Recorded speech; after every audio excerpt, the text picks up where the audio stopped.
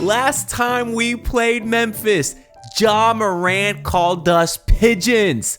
Well, he called Khalil Ware a pigeon. But when you call one of us a pigeon, you're calling all of us pigeons. And let me ask you this, Ja Morant. Make sure you listen and turn up your volume if it's a little low right now. Would a pigeon put the belt to ass? Would they go up by 40 on you? Would they score 86 points in the first half, 146 on the night? 146 on the night. I had to check it twice because what the hell has gotten into this Miami Heat team that all of a sudden I'm watching the greatest offense of all time and it's the greatest thing that I've ever seen? Can you tell it's overreaction season? Listen, y'all, I know it's only game 2, but this was an absolutely fun watch, and it gives you some feel good after a really rough first game. Not even a rough first game, just sort of a rough ending, the way the Heat kind of collapsed a little bit, and it looked like a lot of the same old, but today looked different. And I guess through 2 games, if you want to just talk about the offense as a whole, obviously a couple of huge monster offensive performances. I think the Heat dropped like 121 in the first game, over 140 tonight. All off season, we heard they wanted to pick up the pace, shoot more threes, and we've seen that through 2 games. Now, is this 3-point shooting sustainable? Who knows? They shot like 90% in the first half versus the Magic and then couldn't hit a 3 in the second half. And then today, they were pretty much hitting 3s all game. So I don't know. But the Heat shot, I think, was it 19 of 40 from 3 today? Yeah, 19 of 40, which is obviously just unreal efficiency. That kind of efficiency is not sustainable. But if they can get anywhere close to that, if they can continue to play with this pace on a consistent basis, which I think should be sustainable, then maybe this Heat team can have a top 10 offense. I'll be a little bit safe with that. I'm not saying the best offense ever, obviously, but a top 10 offense. And if you're getting that with the defensive performance of some of these guys, there were some amazing plays on that side of the ball that we'll get into today. Then, that's how you get to the formula for this Heat team to be a top 4 seed, which is what I initially predicted. And then, I kind of backtracked after the first game because they looked so poor, in that second unit specifically. But Spo changed some things up, and that bench unit looked really, really good today. Not even just the bench unit, obviously, just everybody in general. Can we give Bam Adebayo some flowers? Just earlier today, and when I posted a little Terry Rozier update, at the end of that video, I shouted out FanDuel, which of course is also the sponsor of this video, and I told y'all to smash Bam Adebayo over 20 points. You had plus odds. I told you that he always makes Jaren Jackson Jr. his son. You know this, and that was no different tonight. You got Bam, you got Ja Morant calling us pigeons. Disprove that. They called Jaren Jackson Jr. a DPOY. We're disproving that night in and night out. The Heat are like mythbusters out here, busting myths. They're saying we couldn't score. Prove them wrong. They're saying Jaime Jaquez was washed. He just might be the GOAT. I'm sorry. Call the Heat the mythbusters out there. I think I kind of like that nickname so far. I got tons to talk about tonight. So I think I'll probably just go through some notes and then we'll go through the box score, talk about each guy individually, because I'm amped up. I wish I could scream a little bit louder, but obviously I'm not home right now. I'm still in Orlando. I will be going back tomorrow and we'll have the usual setup. I even wanted to bring out a belt and start slamming it belt to ass, but I didn't bring a belt with me here. And also I only have one hand because, I don't have my mic stand or anything. But anyways, so we start the game today. Bam Adebayo is cooking from the jump, hitting 3-pointers all over the place. He started 4-4 from 3, which, yes, the pessimistic guy may say that, Bam wasn't getting to the rim today as much. That's true. We'll get into Bam a little bit more when we go through his box score, but it was mostly jump shot reliant today, which is why on the day he was still under 50%. And I would like to see him find a better balance between the 3-point shooting and getting to the rim. But he got off to a hot start. He takes his matchup personal. So it was really nice to see him get going, specifically after struggling in the second half. The first game, I think Bam ended up finished with 20 points in the first half. So if y'all listened to me and took my bet on FanDuel, then you cashed early. It was an easy breezy night for you. If you didn't listen to me, I don't blame you because I've probably told you to take a bunch of Dolphins money lines and stuff, and I've lost a lot also. I realized too, because in the video this morning, I talked about this tweet that I posted 9 months ago where I said I won so much money on Terry Rozier unders. I thought the feds would get a knock, or feds would knock at my door. But I realized the reason I probably never got that call is because they saw how much I was losing on Heat money line throughout the last year. Because, you know, I'm an optimist. What can I say? It's weird though, because like, I'm not even an optimist. I like to say I'm a realist, because when they're bad, I'll tell you they play bad. When they play great, I'll tell you they play great. You know, that's what these videos are. They are reaction videos. So although it's only game 2, I'm not just going to sit here and say, oh, it's only game 2 of 82. I'm not going to get too excited. That's a reaction video. I'm going to talk about the game, and I'm excited, you know? But I like to say I'm a realist. I don't have any agendas that I push. You know, I don't hate any of the guys on the team. So, you know, I'll be realistic. But it's funny because no matter what I say, I'll get comments telling me that I'm a hater, or comments telling me that I'm a blind optimist, sunshine pumper. It's like you can't win on the internet. It's hilarious. But anyways, of course, going into this season, I was a bit more optimistic, having them, you know, as the 4 seed. But they got off to the hot starts. Jaime Jaquez comes into the game. He's playing incredible. Was getting paint touches at will. A few even had a great lobs to Khalil Ware, because Jaime was driving into the paint, drawing 2 defenders, finding Khalil Ware backdoor, who's just such an easy target. We should mention that Khalil Ware actually got the start. Spo pushed Jovic to the bench, which really made things run so much more smoother. Jovic really got going in that second half when things started to slow down a little bit. He's the one that kind of kept the Heat floating above water. So I think he had a nice impact off the bench. And I am glad overall that Spo decided to start Ware. You know, last year, he fooled around too much. He kept waiting 20, 30 games before he finally started Ware. It's like, we saw this Heat team get dominated on the glass. Put in Ware. And then in game 1, we saw the Heat get dominated in the glass in the 4th quarter. And I'm glad Spo didn't play around. He said, okay, I know Ware's got to play next to Bam. He did that today. Because Memphis is a big team too. You know, Jaren at the 4, Jacques Landale at the 5, which is funny too now that I say that, because I remember, didn't Bam score like 40 on Jacques Landale a few years back when Jacques was on the Spurs? I was actually at that game. That's how I remember. I think Bam dropped like 35 or 40. So, you know, two of the people that Bam cooks the most on the same team on Memphis, you know, Jaren and Jacques, we should have known that Bam was going to dominate today. I guess I did know, because I told y'all to bet it. But Memphis is a big team, so Ware got the starts. And overall, Khalil Ware played really well. I mean, Ware on the night, just to give you his numbers real quick, 19-8, 19-9, actually. Hey, not bad for a pigeon. Not bad for a pigeon, huh? The Heat would actually go on a 17-0 run in that first quarter to really take the lead. They ultimately would never look back. I mean, I don't know if I want to talk too much specifically on some of these players, because we'll get into it when we go through the box score. But yeah, Bam was cooking. For the second game in a row, Jaren Jackson had his 4th foul in the first half. And this time it was off a charge, which was drawn by Bam.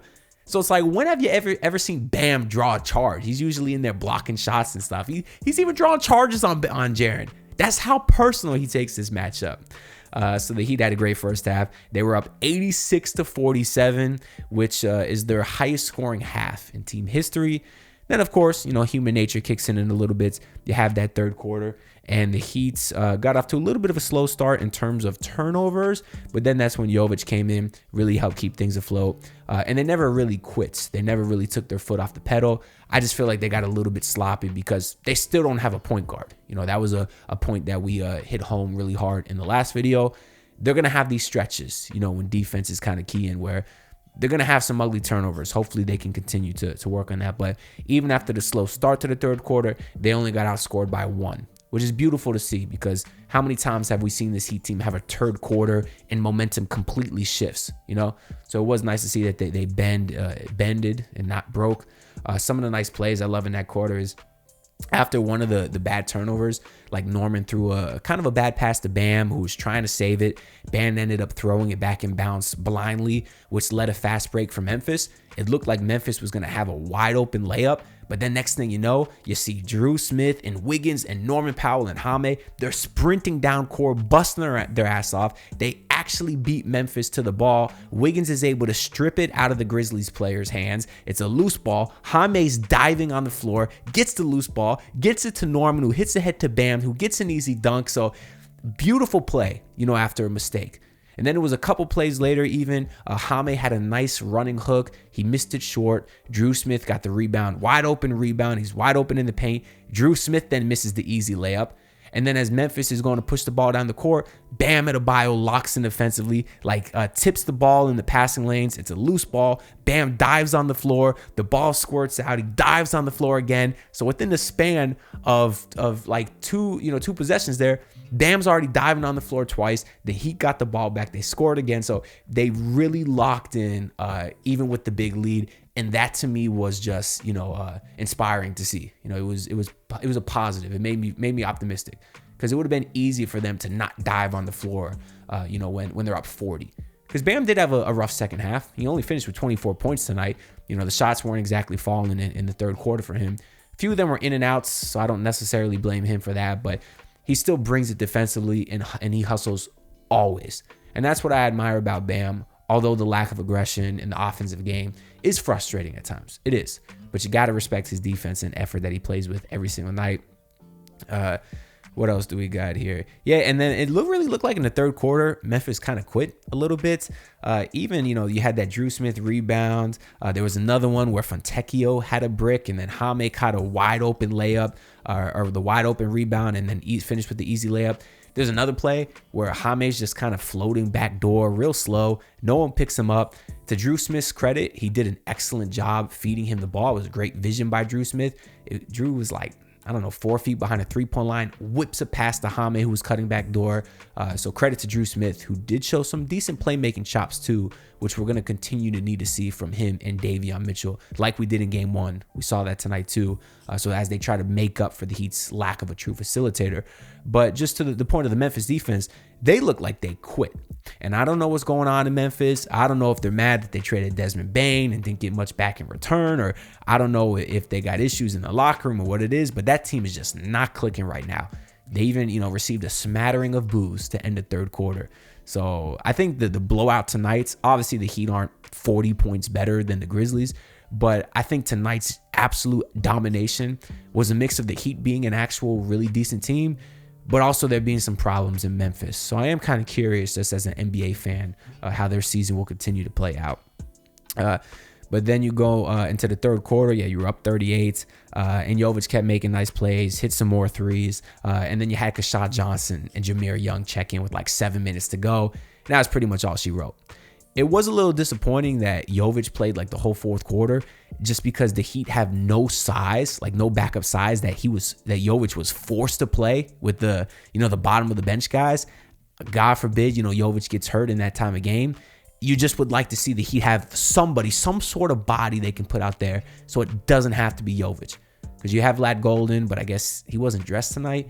Even though are all your two-way guys allowed to dress? I forget the rules on that, but obviously they can play, because Jameer Young played today. He's a two-way guy, but it would be nice just if the Heat had somebody, because I was worried watching Jovic out there with Kashad and Pella, who we should mention Pella only played garbage time today. After checking in a little bit earlier in the first game, didn't play great. He looks like he'll be out of the rotation as of now, but he'll get his chance later. He's only a sophomore, so I'm not worried about him or anything, but awesome game for the Miami Heat there. We'll go through the box score real quick here so we can talk about everyone a little bit. You got Andrew Wiggins. Very solid start to the season. He had 10 points and 7 rebounds today, 4 of 8 from the field. He's got to hit his free throws, though. Missed a crucial one versus the Magic. Today he was 2 of 5. That's a little bit of a weird thing for him, but he's playing such a nice role. And yeah, he only had 10 points today. It felt like he was more impactful than that. He fits in so well with what this team is trying to do. And if there is a little part of the game where the offense is a bit stagnant, I do trust him to get the ball and get to the post. And whether he does a step back midi or hit a little hook shot, he's pretty good at still getting his own shot. So I think offensively, he still provides that punch that he once did, when he was with Minnesota. There was a play today. He had a great jump hook. I was thinking it was an and one. Then they called an offensive foul because his elbow hit the dude's face. It's like, what do you want Wiggins to do? I don't know. The officiating still frustrated me today. There's another play where Davion Mitchell barely pushed off, got a floater to go. They called an offensive foul on him. And it's like, what? You're only allowed to do this if you're Canadian and you won MVP last year? Because Shea does this all the time. They never call no fouls. Even John Morant, that game winner on Khalil Ware, Ja pushed off Ware. No offensive foul. Oh, but Davion Mitchell does it, and it's a foul. I don't know. Why am I nitpicking about officiating? He won by 40. I don't know. But Bam at about tonight, like we said, he had the 21st half points, but finished with 24 points on the night, 5 rebounds, 4 assists, 4 of 8 from 3. I don't know if I love 8 3-point attempts for him, although I thought they were good ones. I don't think he forced anything, except he did do one heat check shot when he was up 4, when he hit his first 4 threes. I was actually in the middle of a boba shop at that point watching, and when he pulled that transition 3, he's about to go 5 of 5 from 3. I jumped out my seat. I'm not gonna lie, in the middle of the boba shop. Because, hey, if Aaron Gordon can shoot 10 of 11 from 3 like he did yesterday, why can't Bam? You know? But anyways, good shots from Bam, at least from beyond the 3. Just a lot of attempts there, especially when, I guess if he was 50% from 3, 4 of 8, that means that he would have been 4 of 11 from 2. That's not good enough. You know, I don't like that from Bam. I still want to see him get that aggressiveness up a little bit more. Only 4 free throw attempts tonight. Just try to get to the rim a little bit more, Bam, and we cool. But other than that, I'm not going to nitpick that you had a slow second half. Overall, I thought you had a very solid game today. Very good game today, as you typically do versus Memphis. Then you have Khalil Ware in his start today. 19 points, 9 rebounds in 22 minutes. 8 of 12 from the field. 1 of 1 from 3. He had 5 offensive rebounds. Standing ovation for Khalil Ware. Actually, I can't stand right now because I don't even know why I said standing ovation. I'm not in the spot to stand. You would literally be looking at my midsection, and y'all got to pay for that kind of content. But anyways, that's what Spo wants to see. The hustle on the offensive glass. Early on, Ware looked a little lost defensively. I think he goaltended on the very first play of the game, but you know, he'll get lost a little bit. He's 20 years old. Just always play with effort. And I think he played with effort tonight. You saw that on the defensive glass. Had several lobs today. The few from Hame, this fun to watch. A few from Jovic. You know, last year you had tall time Jovic to Ware. One of my favorite connections in the game. So if Jovic and Hame, your 2 other young guys, have that kind of connection with Khalil Ware, that's when Heat fans should start to get excited about the future. You know, someone should call the Milwaukee Bucks and tell them to watch this highlight film and say, hey, if Giannis passed out, we got some guys you may be interested in. It's kind of lame of me to be talking trades and wanting to trade all these guys after a good game, but sell high, baby. Giannis had like 30 and 20 tonight. Like, I'm not being disrespectful to our young guys when I'm trying to get Giannis, you know? Anyways, Ware was great today. Norman Powell followed up his great first game versus the Magic with an efficient 15.6 rebounds today. And he had 2 steals. Yeah, defensively, I think he's been solid as well. But he was 50% from the field and 50% from 3. Davion Mitchell had 7 assists to 3 turnovers. So you love the playmaking he's continued to bring. Again, not a true facilitator, but he's doing his damn best to move the ball around. And through 2 games, it's been nice to watch. It has been nice to watch. Not as much pick and rolls and stuff as you would have liked to see. It would have been perfect if Kasparis was healthy, so he could have really ran, you know, almost that whole fourth quarter and got some run. But hopefully he gets healthy soon, because he's the guy whose play style I think they still need to maybe help clean up some of the turnover stuff. Because even on the day the Heat finished with 19 turnovers, that's too much. That's too much. They forced 20 turnovers. That's because the defense is pretty good. We'll move on to the bench here, though. Kamehameha Jaquez Jr., 17 points, 10 rebounds, 6 assists, 2 steals, 8 of 12 from the field. Airballed his only 3-pointer. We still got to work on that shot. It's funny, as good as the Heat shot today, they had 3 airballs. One from Davion, one from Bam, one from Hame. You had a Fontecchio one that got all backboard. So it's just like, I don't know, maybe the 3-point stuff is a little fluky, because that's a lot of airballs for one game. But anyways, Jaime Jaquez, so nice to see him really take over that second unit. Saw a little bit in the first game. Him and Wiggins were really the main focus there. And in the second half, they both, you know, did kind of carry that second unit. And then today it was pretty much Jaime all game. And yeah, I was, you know, really hoping last year was a sophomore slump type of thing. It happens. There's a reason that term exists. And through 2 games, it does look like Jaime is closer to what he was as a rookie than what he was last year. And I can't, you know, overstate the importance of that. That is, if we get this kind of Jaime all season, you're talking about a Heat team that can win multiple playoff series. Oh, he's just so skilled. And they weren't even really respecting his 3-point shot tonight. They were still kind of sagging off. He was still getting to the paint. So crafty offensively. You love the footwork. Not much else more you could say about Jaime. We know he's been awesome. And then Jovic today struggled mightily in the first game, and my God, did he bounce back. 20 points, 6 rebounds, 4 assists for him, 6 of 9 from the field, 3 of 6 from 3. Again, most of his, assisting was in transition. I still don't love him as a half-court facilitator, but it's important to have someone that could push pace in transition. The Heat have been such a bad transition team for several years. So if you can pair him next to a guard, that can sort of facilitate in the half-court, now you have a really nice unit. And overall, Jovic was awesome today. Hit some pretty big shots late. You have Drew Smith, 10 points, 5 assists, and 1 turnover. So just like we mentioned in the first game, today you had between Davion and Drew, 12 assists to 4 turnovers. That's good. That's an assist to turnover ratio of 3-1. And that's what we always talk about as being the goal. So once again, credit to those two for really stepping up when, the Heat don't have a true facilitator. They're doing the best you could consider. And then Drew Smith, 2 of 3 from 3. So we so far through 2 games, he is keeping up that decent 3-point shooting that we saw in a small sample size last year. And then finally, last but not least, because the only other people that played is the little bit of young guys. Simone Fontecchio, who I want to formally apologize for every mean thing that I've said about you, which is really just last game because I overreacted and I called him terrible. I called him Canadian Kyle Anderson. I called him Canadian Kelly Olynyk, and goddamn, he is more like Canadian Klay Thompson, Canadian Steph Curry, Canadian Ray Allen. Oh my God, the level of difficulty of shots that he was hitting is insane. He was the huge reason that he got up so big early. He hit 4 threes in the second quarter.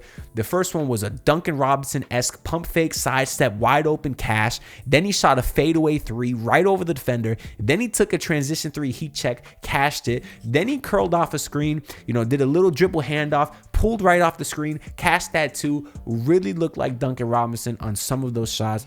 He's not the shooter Duncan Robinson is, but it was encouraging to see that he can get some of the shots off in a similar way. So after, in my opinion, really struggling last game, particularly defensively. Offensively, I think it was like 3 of 6 or something. He was fine, offensively.